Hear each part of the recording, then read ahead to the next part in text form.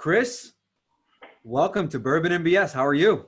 It's great to be here, Alex. And, first and foremost, TGIF, Yes, right? right back at you. I would say TGIF unless you have to work this weekend. So, I've got to be careful about the way I catch that. Well, listen, I'm one of those people that says TGIM. I'm looking forward to Mondays, man. There you go. Yeah. That's good. I like it. When you love what you do, man, you You look gotta love forward what to you do. doing it. So for those of you that don't know Chris, shame on you. But this is Chris King from Mortgage IQ, a brilliant CRM. And Chris, tell us just for a second, I love this story about you and your company. You run it with your wife, right? That's right. So you got to be careful about that because you want to. I learned this a long time ago about working with your spouse. You have to pick your battles, and you learn very quickly if you want to die on this hill, as they say. Got to pick your hills. Pick your hills. Right? And pick your hills. For you got to choose your battles at home and at the office. Yes. You're the most resilient man we know. Yeah. So fortunately for me, and when I tell people what I do and that I work with my wife, they're like, "You do what?" They can't really comprehend that. But fortunately for me, my wife and I worked together before I started this company, and so we got to feel each other out. Like, can we work together? And that all was a thumbs up. So it was kind of a natural migration. So. Well, you don't know this, Chris, but you and I have something in common. Yeah. I too work with my wife. Okay. Yes, my wife is a data analyst for us. She's brilliant. She's just literally like. Nice. Let me tell you, when I met my wife, she was getting math magazines delivered to her house so she can look at the world's hardest problem on the back page and see if she can solve it. Nice. Like that's my wife, and so. Okay. I'm with you, man. We share this commonality. So it's a beautiful thing. But luckily she has completely different things than I do. Obviously, she just digs into data and makes sure that all the data makes sense, and it's beautiful, right? Yeah. But there you go. There's an exclusive for everyone.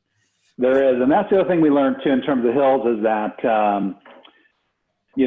I'm a bit of we're both extroverted and we're both fairly strong personalities. So we need to make sure that we stay in our lanes. Yeah. And so one of the first things we realize is what is she best at doing in the organization? What am I best at? And let's stay in those lanes. That's great. Once in a while we veer into our lanes and we're like, nope, got to stay out of that. So the new autonomous vehicles don't let you go into the other lane by That's accident. right. There you go. That's what we need to build. Hey, there you Chris, go. What's the bumpers? Bumpers. We need bumpers. What's in your glass? Yeah. What's in your glass, Chris? Because that's. So I'm doing a little. I guess it's a little watered down. I'm doing a bullet rye. Ooh, I got my rye today too. I got Sazerac rye. All right. Oh, I like Sazerac. Yes. Nice. So that's my. Beautiful drink of choice. Yeah. Well, why don't we jump into this? So, all right, Chris, if you could teleport anywhere right now, we're all stuck at home. If you could teleport anywhere right now in the world with your wife, of course, where would it be? Well, I'd probably go a couple places. Okay. If I wanted to find a place to just detox and relax and chill, it would probably be St. Barts. Oh, man. You know where that is? Yeah. In the Caribbean. Oh, yeah. Yeah. How many days would you spend there? No, it wouldn't be days. It would be probably a month. A month? Oh, I love the way you're thinking. I would just chill, and I've been there many times, and it's just a great place. It's a small island in the Caribbean. It's perfect. And would you get a house, a condo, how would you stay there? We've been there several times. I've done the condo house. I've done the sailboat, all that. I would probably do the house. I would do a house, and I just plop myself there. And now, let me ask you this: every day, every morning, are you getting up and going to the beach, or is the beach an evening thing? How would you treat the days?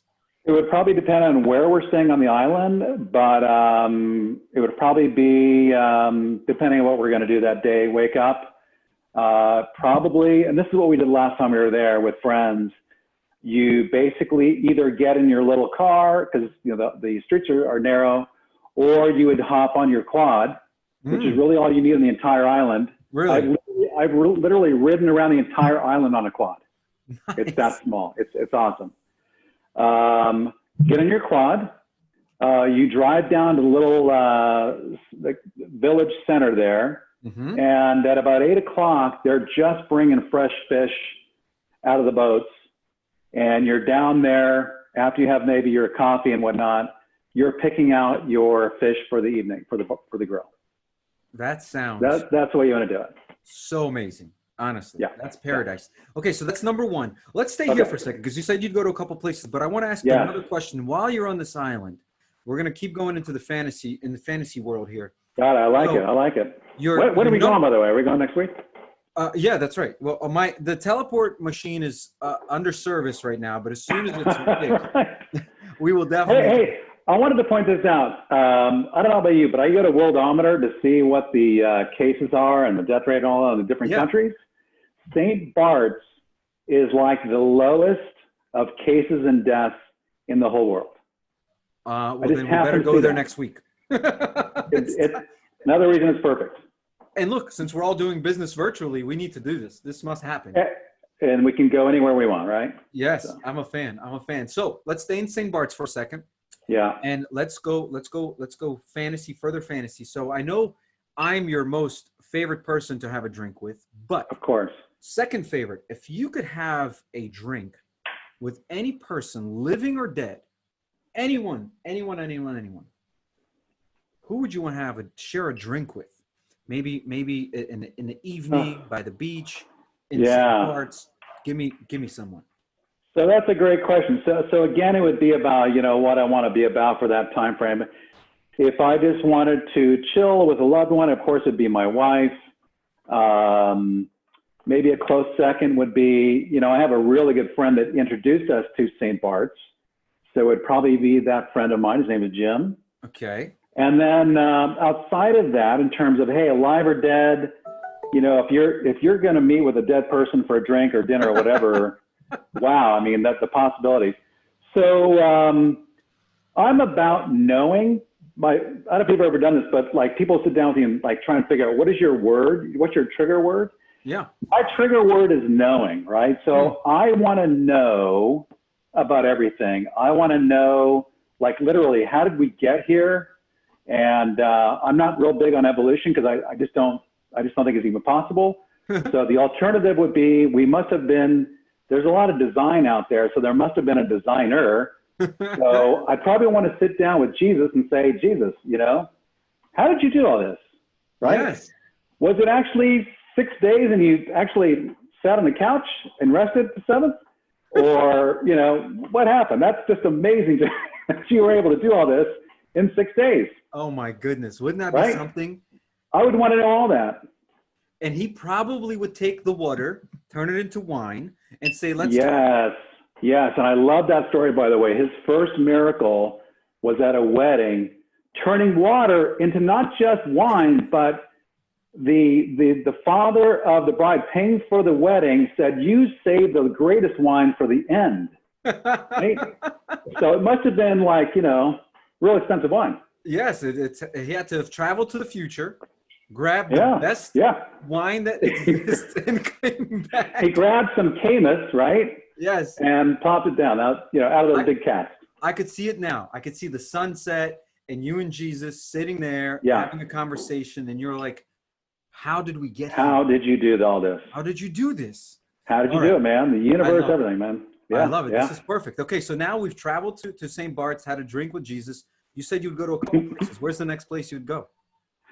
Well, it's funny you ask because that's kind of a nice segue. So I have always wanted to go to, where it all started. I've always wanted to go to Jerusalem. Oh, man. Because, let's face it, no matter what your faith is or history, I mean, that's really, Jerusalem is probably the hotbed politically, religiously, of just about our entire, if you go to any world history, you're going to have to go through Jerusalem for the most part in your studies. And that's where I'd want to go. I haven't been yet, and I want to go. So from St. Bart's straight to Jerusalem, and you would spend also a month, or you would a little less time? You don't know. No, it would probably be for different reasons a long time, because there is so much to know and learn and so many places to go within that confined space. There's just so much there. Yeah. Yeah. Probably be a month too. Month too. Yeah. My parents have been to Israel probably, I don't know, 6 times. And Really? I Okay. missed my chance, where there's a program here. I think it's international, but definitely All right. available here in the United States and I believe everywhere. But it's called the Birthright program, Okay. where you can go for free for 21 days with a Jewish program, right, that takes you there. And I'm telling you, it's the one, I don't regret many things in life, if any, but that I just wish I would have done that. And my friends, everyone was like, you got to do it. You got to come with us, do it. And then it's I forget the cutoff. I don't know if it's 23 or 24 years old. They no longer allow you to do it. And I missed it, but I can't wait. And we're also going to take the kids. Nice. We want to go on that adventure. That sounds like a beautiful thing. So I'm with you on that one for sure. Yeah. So let's talk about this for a second. Let's change things up. Let's go back, since we have a teleport machine. This one also is for time travel. Very handy. So, now, did you already reprogram it to not go to 2020? Did you already do that? Yeah. Okay, That's been scratched out. It's like the 13th floor in hotels. Yeah, exactly. We got on the 13th floor. Yeah, got it. Yeah, we scratched it out. So when you were a kid, what was your favorite cereal? Oh man, so I'm one of 4 boys. Okay. And so my mom, I'm not sure if she did this on purpose, but she would buy. Do you remember the variety pack of little cereals? The little boxes were about like this big. Yeah. Little tiny boxes, right? So I don't know if she was trying to breed competition or not, but so if you woke up early enough, you got the favorites. You got the Cocoa Krispies, the Fruit Loops, the fun cereals. Yeah. If you woke up after everybody, you got the, Raisin Bran, that sort of thing. So it was a big incentive. So I would say that, ask my wife this. Several years ago, I got educated on nutrition and calories and all that sort of thing. And I used to, every night, my knee jerk was just to get, full of cereal, pour some milk on it. And, that was kind of my. You mean recently? Like this, you're not talking about. No, probably like, it's been about 10 or 15 years now, right? Okay. And then I discovered that the calorie content between the cereal and the milk, and I'm like, I had to give it up. So anyway, kid, probably many favorites, but probably Captain Crunch with Crunch Berries. Captain Crunch with Crunch Berry. That's a good one. That's a win across the board. Yeah. I'm divulging some real secrets here, so I hope this is not going to end up on social media or anything. This is just between the 2 of us, right? 2 of us. Just okay. I just want to make sure, because I wouldn't want this to get out to anybody, right? Yeah, you don't want anyone sending you Captain Crunch Berries. Would you still eat Captain Crunch? Yeah, I hate to say it, but yeah, I would eat it in a heartbeat. Yeah. Yeah. Let me ask you this, since we're staying on this. Have you ever done something, it's called Brinner, where you have breakfast for dinner? Do you ever do that? Yes. I have childhood experiences about that I won't talk about. But yes, there were times where, dad's traveling, mom's by herself, 4 kids. What are we going to have for dinner? Oh, I've had it up to here. Let's just have French toast. Oh, so that's the best. So those are like childhood memories, right? So yeah, absolutely. Nothing wrong with that. Nothing wrong with that. And do you now? I don't know if I know this about you. Do you have kids? Yes, have a 30-year-old son. Not to date myself, but yeah, 30-year-old son. Did you ever do Brinner with him? Did you ever relive those? You're like, hey, let's make pancakes at 8:00 at night. Oh yeah, I'm sure we did. Absolutely. Those are the best. I have 2 kids, 8 and 5. Oh okay, yeah. That's like, once we started doing that, it became an every night question. Can we do it tonight? Can we do it tonight? Yeah. Can we do it tonight? We're like, what did we create? Yeah, and it's kind of funny. I'm a breakfast person. My wife is not. So like, I'll get up at 6, 7 in the morning. Hey, do you want breakfast? Not really. I haven't even thought about it. So I'm a big breakfast person. And just a little side note, I don't know if this question's coming, but, you know, maybe like talk about your favorite food. There you go. Me, ask anybody, I think it's donuts. I should bring my daughter in. That's her favorite thing. Yeah. Yeah. So it started with, you know, anything in a pink box, I kind of start getting excited about what could be in there. and normally I'm hoping that it's some donuts in there. So that's kind of, you know, the cloth that I'm cut from. Noted. When we start to travel again, I know how to put a smile on your face. Oh yeah. I got you a donut, Chris. Oh yeah. I mean, for my last birthday, the first thing my wife did is go down and buy a couple donuts and bring them back for me with coffee. And you were happy. I mean, that's oh geez, yeah. Okay, I got to guess now. Okay, hold on a second. So now I want to play a game. This is a game for myself. I want to guess your favorite donut. Okay. Okay, hold on. So let me say this. Not chocolate. Don't tell me. I'm just gonna guess. I'm not gonna say a word. Not chocolate. I believe it has vanilla Boston cream with some sprinkles. You know what? You're close. You know, my wife is a big hamburger fan. She says she's never met a hamburger she didn't like. Mm-hmm. So for me, it would probably be, I've never met a donut I didn't like. Really? So if you presented that to me, I would probably eat it. Yeah. I am a big fan of cream-filled donuts. Yeah. Jelly-filled donuts. Yeah, same. So I could probably go with that. Okay, so cream-filled or jelly-filled, some kind of filling in a donut. Yeah, I love that. Because I believe that is what makes a donut special. Okay. It is. I'm a big combo person. So ice cream, it better be Rocky Road or something's got to be in it. It can't just be chocolate ice cream. It's got to, you know, it's got to have something in it. And are you, if we stick on ice cream for a second, do you do ice cream where it's all kinds of different flavors? And then do you do like hot fudge and like whipped cream? Or do you end it with the ice cream being all unique and nothing on top? It probably depends on how many bullet rides I've had. As the conversation goes on. No, what I typically would do is I will start with doing a brown sugar banana reduction. So tons of brown sugar, banana, and butter, of course. Mm. Reduce that down to a thick syrup, and then you would pour that over some probably Haagen-Dazs vanilla ice cream. Look at you. Man, you know your stuff. Yeah. Everybody, pay attention. This is a man that knows what he likes. Let's switch gears for just a second here. Well, kind of switch gears. I guess we're going to stick with food, but we're going to go to not the sweet side. We're going to go to the savory side. Can do that. I'm going to have two questions. One is a staple. It appears in every episode. One is not in every episode, but I want to know your opinion. Okay. Chicken. Would you prefer grilled or fried? You know, I'm a really big grill barbecue smoker guy. So any chance I get for barbecue chicken, especially, I would do that. So I'd probably have to say barbecue grilled. Barbecue grilled. Although I've got great childhood memories of my grandmother making the best fried chicken you've ever seen. Oh man, I can only imagine. That recipe that your grandmother made. Oh yeah. Oh, amazing. Right. So you ready? Here's the staple question. Okay.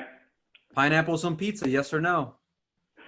Pineapples on pizza? Yeah. So absolutely. When I first heard the term pineapple on pizza, I'm like, you've got to be kidding me. My brother said, yeah, you got to try it.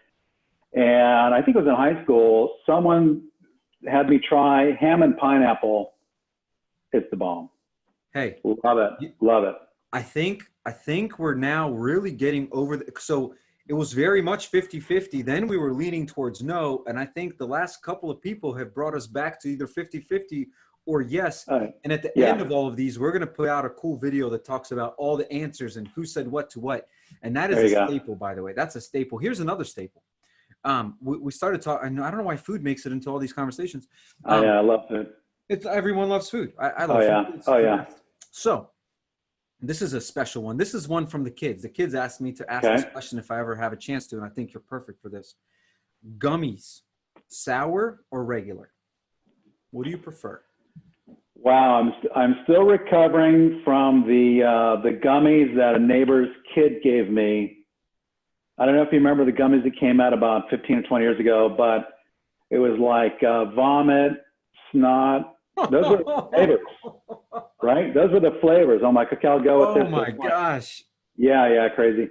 I'd probably say I like the sweet. I probably geared more towards a combo, sweet sour, kind of hit. So you do the sour because it's got the sweet going in, sour at the end, kind of thing. Yeah. Yeah. Here, a completely curveball out of the blue question here. What's your favorite emoji? That's a really good question. You know what? Probably I don't use this one, but do you know the picture? I think it's an emoji. It's called the Scream. Do you know that painting? The Scream, yeah. That would probably be my favorite emoji, although I don't use that much. I usually use a thumbs up. Yeah. But you like the Scream. Yeah. I like the Scream, yeah. That's a good one. And I like the smiley with the tears coming down, love that one too. Okay. Hey, this is all his favorite emoji. There you go. Love it. Are you an early bird or a night owl? So I had a feeling this question was coming. It has ebbed and flowed over the years. Mm-hmm. When I was younger, I would literally stay up as late as I can. I don't know why. I would watch The Tonight Show, Jay Leno, Johnny Carson, date myself, and it's just what I did. And then I went through a period where I had to get up at about 5 in the morning because I had a long commute. Mm-hmm. So I became more of a morning person. So right now, I'd probably say it has to do with the dogs, right? So yes. I'm not per se a morning person. Like, how early can I get up to start my day? Yeah. It's more about the dogs literally waking me up at 5:58 and saying, "Hey, we're hungry. We need to go outside and pee," and that sort of thing. You said dogs, so that's plural. That's more than one. 3. Oh my gosh. 3. We have 3 dogs. Okay. So my wife says you should never have more dogs than you have hands, something like that. So, the absolute limit would be 4. Yeah. We started with 1 dog, and then we got involved in a golden retriever rescue program. So we had 1 golden retriever. Okay. Then we had what's called a failed foster. So we rescued another golden and fostered this dog to the point where we couldn't find a home, long story short. So we adopted that one, that's a failed foster. And then we had another failed foster. So we're up to 3. 3 golden retrievers? Yes. All right, all different colors. So first, and I can't wait to see the pictures. I can't wait to post everything and show. Okay, so first of all, everyone pay attention. It's very important because this man lives in the most Now, if you're a cat lover, I love cats too, just for the record. Just for the record. But literally golden retrievers are the nicest things in the universe, not the world. Yeah. In the universe, there's nothing nicer than golden retriever, and you have 3 of them. Yeah, and I would almost say they're God's angels because they're so unconditional in their love for you that they just worship you. What more could you want? And they're cute, so So you come home from whatever, and all 3 of them meet you. Yeah, it even goes further than that. So I work for the most part from home, and now so you work from. Do you work from home before this or no? Before we're a very virtual company, so I encourage remote. Most of our employees are remote. Nice, that's cool. Because it's extremely efficient. I didn't used to be that way, but I've embraced it. So I'll be sitting at my desk in my office at 3 o'clock. Next thing I know, I've got a golden retriever head coming in between my legs saying hi, so. Hey, what are we doing today? Yeah. Hey, it's 3 o'clock. It's time to go throw the ball. Yeah. I think these dogs, they wear like an eye watch saying, oh, it's dog throwing time, okay. It's called a dog watch. It's dog watch, exactly. Yeah. And so let me ask you a question. Girls, boys, are they? They're all boys. We've only had boys. I love the girl dogs, but nothing against them. Our first foster was a female from Taiwan. That's another story. Yeah. But All boys, yeah. All boys, okay. Yeah. And Foxen, Jesse, and Mac. Mac is from Turkey, by the way. oh my goodness. So we rescue dogs from all over the world. He's a turkey dog. He's a turkey dog. He's a turkey dog. He was running around the forest and they rescued him, yeah. We're gonna call you the dog man. So when this The thing gets dog man, posted, yeah. the dog man. And so let me ask you a question. Is there one that is like more close to you, and is there one that's more close to your wife? Do you have? Yeah, Jesse. Jesse's closer to you. Yeah, we rescued Jesse when he was about 12 weeks old. Yeah, he's the one. He's the one. And which one goes to your wife? Which one is your wife's? Like, probably Mac. He's our latest one. He's probably 2 years old, the one from Turkey. yeah. And don't tell Fox in this because he might get a little offended because he's the old guy. He's like 11 years old. So No, we're not posting this on again, any you're not dog posting this social anywhere. media. So Yeah, not, no dog social media. you know, I think we do have a Facebook page, just by the way, for our first dog who's since passed, but that's another story. So let me ask you this: do these dogs all sleep on your bed at night? So I don't know why you're asking that question. It must be a planned question, but get to tell the story. Your wife just texted me and said, "Ask this question, please." She must have. So we're sitting there. This is our nightly. I'm not kidding you. This is every night. Oh, So we'll be sitting there. You know, about 7:30, 8 o'clock rolls around, and hey, where's Jesse? Where'd he go? And we look up. He's in our bed. He's in our bed at 7:30. Every night. We don't know why he does this, but he goes to our bed. And that's just where he goes. And then he's there for maybe an hour or so, and then he goes on. But yeah. So they don't stay in the bed all night. Just he goes. Typically not, unless Jesse is in a really cuddly. Again, this is not going anywhere, right? Because no, of course not. You know, I'm a real macho guy, so I wouldn't want any of my guy friends to think I'm, you know, this kind of person. But yes. Yeah, I have been known to snuggle with Jesse occasionally. Yeah. Yeah. I understand. Listen, and he everyone. does that.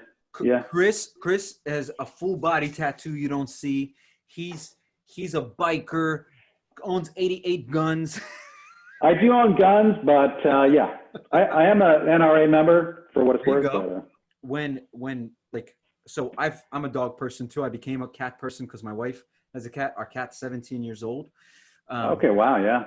Yeah. She's getting up there. And so there's, like you said, there's a routine. Now, at night, what I've noticed is with all pets that I've ever had, there is a particular routine that they get into. And you said Jesse gets in bed, then he may get out. But do all the dogs end up sleeping in your room, or do they all have different places they go? It depends, but for the most part, yes.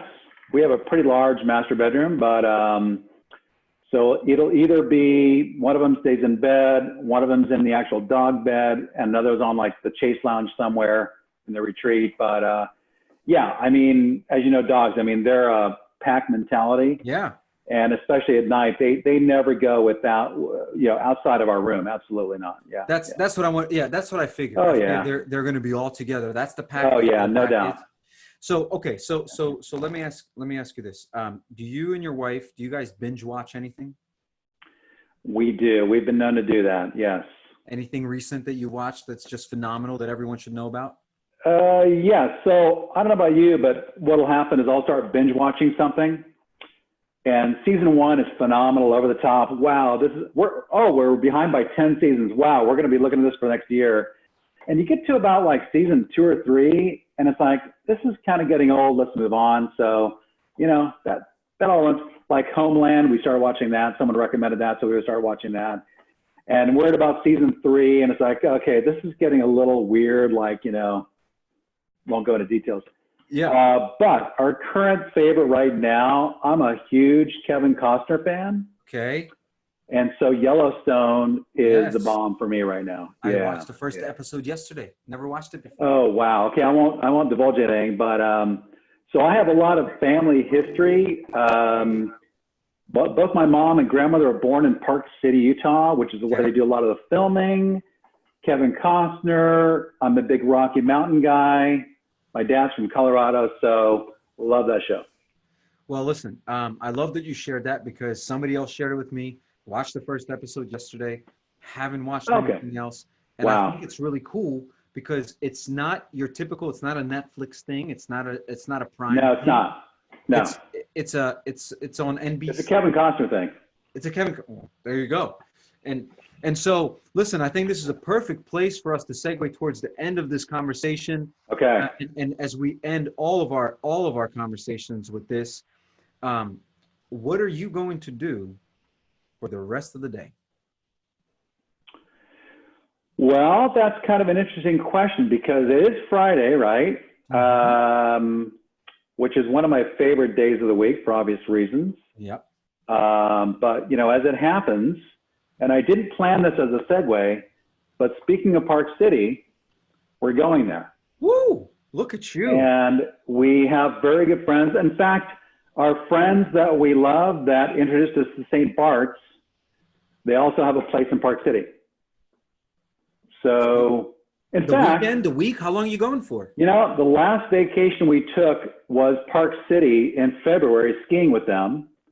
And because of COVID, obviously, we've done a couple of staycations. This is our first vacation away, and we're going back to Park City. That's beautiful. We're going there tomorrow. So I'm going to be packing tonight. So you're going to be, so that's what you're doing the rest of the night. You're packing tonight. But now I got to ask another question. This is usually end with that question, but now I got to ask, what's happening in Park City? There can't be snow on the ground. Yeah. So again, near to me. So when I was a kid, how much time we have left? So when I was a kid, all the time in the world. When I was a kid, my parents, again from Rocky Mountains, my grandparents lived in Utah, Colorado. So, and then my mom had 8 uncles and aunts, and most of them lived in Park City. We've had a lot of family history in Park City. My great grandfather worked in the silver mines in Park City. Half of my relatives are buried in Park City. Wow. And, my friend in Park City, he's tired of hearing all this because every time we go to Park City, I tell him about my relatives, right? In fact, I still have a great uncle that lives right off the road in Park City. In fact, he was the Grand Marshal of the 4th of July parade this year. Oh, his name is Carl Workman, and he fought in World War II and all that sort of thing. He's 95. Anyway, wow. My childhood memories was Park City in the summer. I never really thought about skiing, although one of my uncles we went to visit was on the ski patrol. But it's beautiful in the summertime, right? It's just beautiful there. That's what I hear. You can ride bikes and it's just gorgeous. Nature. It's just nature at this point. Yeah. E-bikes and golf and all that sort of thing. So that's what we're going to do there. We're going to be playing golf and e-bikes and hanging out and for you. High West. You know High West, right? No, what is that? Oh, High West whiskey. It's right in the middle of town. Oh my gosh. High West. Well, you're gonna have to take a picture of that and send that to me as well. And we're gonna You would like it. It's good stuff. We're gonna post it here. Yeah, High West. High West. Chris, it's not been low west, high not west. Low West, High West, High West. Chris, it's been an absolute pleasure. Thank you. Hi, man. It's all about just getting to know each other and having a good time. So, Chris, you've been a pleasure, man. So next time we'll have to do this. We'll flip it around, and I'll ask you 100 questions, right? Hey, I'm ready for it. Let's do it. Whenever you're ready to do it. Name the time. We'll get it done. I'll come up with some very unusual questions for you. How's that? It will be a parallel universe. It will be a parallel. Yeah, universe. because what I like about this is very intimate. It's just between the two of us, and it's going to be no one's going to see it. Yeah, I like that. I like that privacy thing, right? That's I just like to record this for personal collection, so I remember the people and who they are. Yes. Personally. Yes. Right. I like that. Well, listen, are you going to pack light or heavy? Light. Very light. We're talking. Okay, what do I need to wear for golf, riding a bike, walking around, and going to High West? So, do you think you'll fit into one carry-on or no? We're driving, so I have the luxury of packing whatever I want. Oh, okay. That's golf clubs and that sort of thing. So yeah. How far away is the ride? We're going to stay in Vegas the first night, which, by the way, seems to be closed down, but we'll see how it goes. And then on to Park City from there. And Park City is what? Hold on. Park City would be what? It's about 14 hours from where I am, which is Southern California. Yeah. So it's an easy 2-day drive. Yeah. 2-day drive. Cool. Well, listen, enjoy it. Drive careful. Enjoy your time. Tell your wife I say hello. Cheers Will to do. you. And we'll Cheers talk to you, soon. Alex.